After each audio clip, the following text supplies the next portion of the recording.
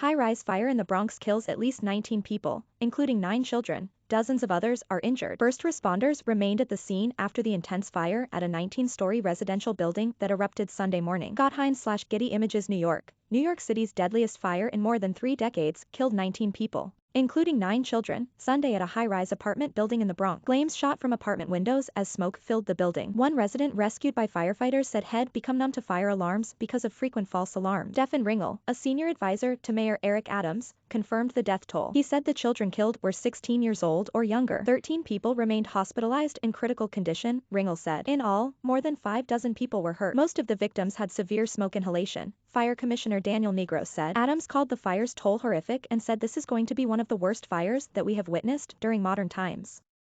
Firefighters found victims on every floor and were taking them out in cardiac and respiratory arrest, Nigro said. That is unprecedented in our city.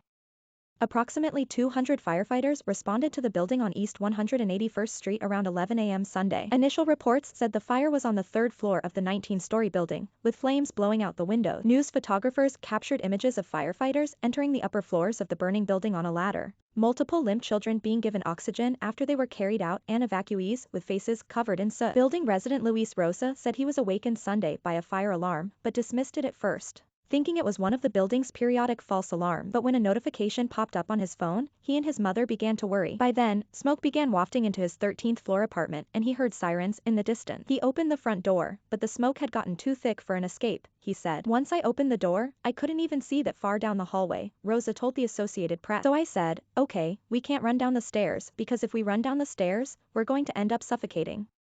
All we could do was wait, he said. Another resident, Vernessa Cunningham, said she raced home from church after getting an alert on her cell phone that the building was on fire. I couldn't believe what I was seeing. I was in shock, Cunningham, 60, said from a nearby school where some residents gathered. I could see my apartment. The windows were all busted out, and I could see flames coming from the back of the building.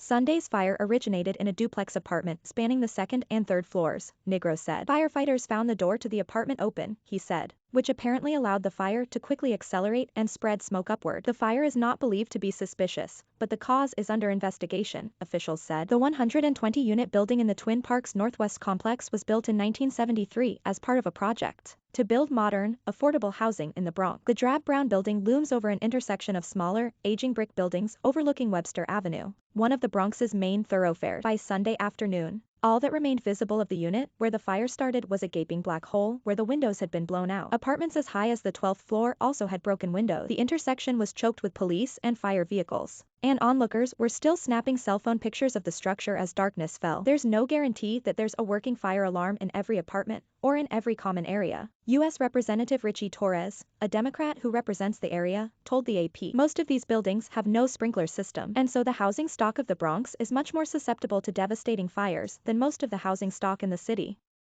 Nigro and Torres both compared the fire's severity to a 1990 blaze at the Happy Land Social Club, where 87 people were killed when a man set fire to the building after getting into an argument with his former girlfriend, and being thrown out of the Bronx club. Sunday's death toll was the highest for a fire in the city since the Happy Land fire. It was also the deadliest fire at a U.S. residential apartment building since 2017, when 13 people died in an apartment building, also in the Bronx. According to data from the National Fire Protection Association, that fire started with a 3-year-old boy playing with stove burners and led to several law changes in New York City, including having the fire department to create a plan for educating children and parents on fire safety, and requiring certain residential buildings to install self-closing doors. Sunday's fire happened just days after 12 people, including 8 children, were killed in a house fire in Philadelphia. The deadliest fire prior to that was in 1989 when a Tennessee apartment building fire claimed the lives of 16 people.